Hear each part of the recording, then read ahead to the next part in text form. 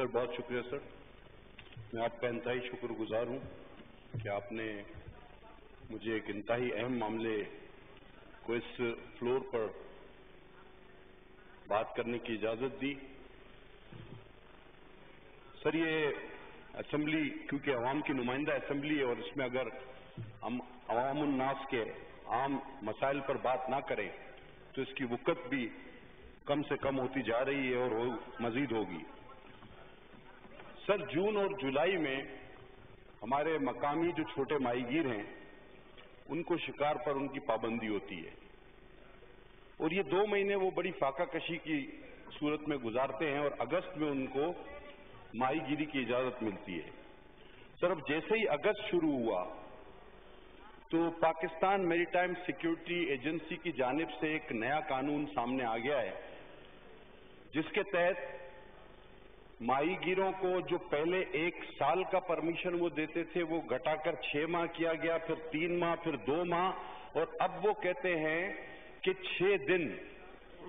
और sir Saturday Sunday को PMSA के दफ्तर बंद रहते हैं तो 6 दिन कैसे माहीगीरी कैसे होगी ये हर तरह से समझ से बाहर है।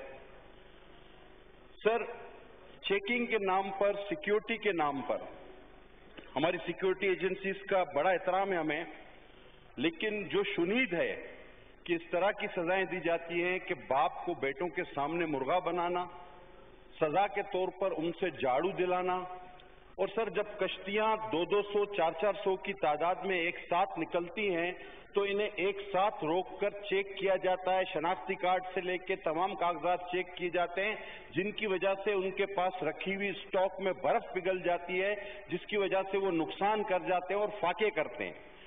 Sir custom, maritime security agency, K F A, F C H और इस तरह के 6 इदारे हैं जिनसे स्टैंप लगवाकर माहीगीर जो है अपने ही मुल्क में छोटा माहीगीर माहीगीरी करने जाता है।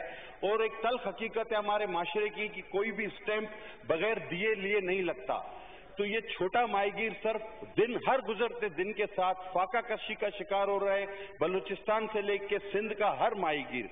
मेरी आपसे गुजारिश है सर कि अगर इसी तरह की सख्त पाबंदियां ये कराची इन्हीं माहीगीरों ने आबाद किया सर जो आज फाका कशी का शिकार है, ये इनकी बस्ती थी।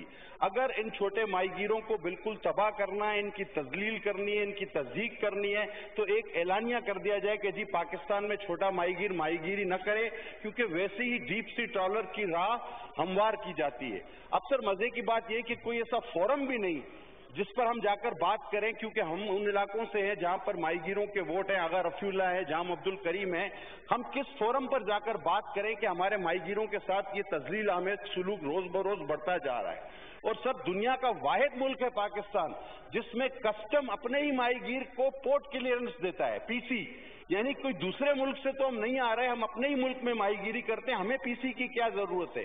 तो सर मेरी आपसे दरख्वास्त है कि वजीर दिफा यहाँ मौजूद नहीं, अगर हैं भी तो मुझे नहीं नजर आ रहे शायद, लेकिन किसी भी तरह सर इसको किसी फोरम पर लाया जाए, इनसे बातचीत की जाए कि आखिर इतने जुल्म का या इतने सख्त कवानीन का मकसद क्या है, क्यों आया इन गरीब माहीगीरों को फाका कशी की तरफ ले जाया जा रहा है। सर इससे एक दरार पैदा हो रही है मकामी माहीगीरों में और सिक्योरिटी एजेंसीज में, एक दरार पैदा हो रही है जो किसी भी वक्त किसी नाखुशगवार वाकये का सबब बनेगी जो हम नहीं चाहते।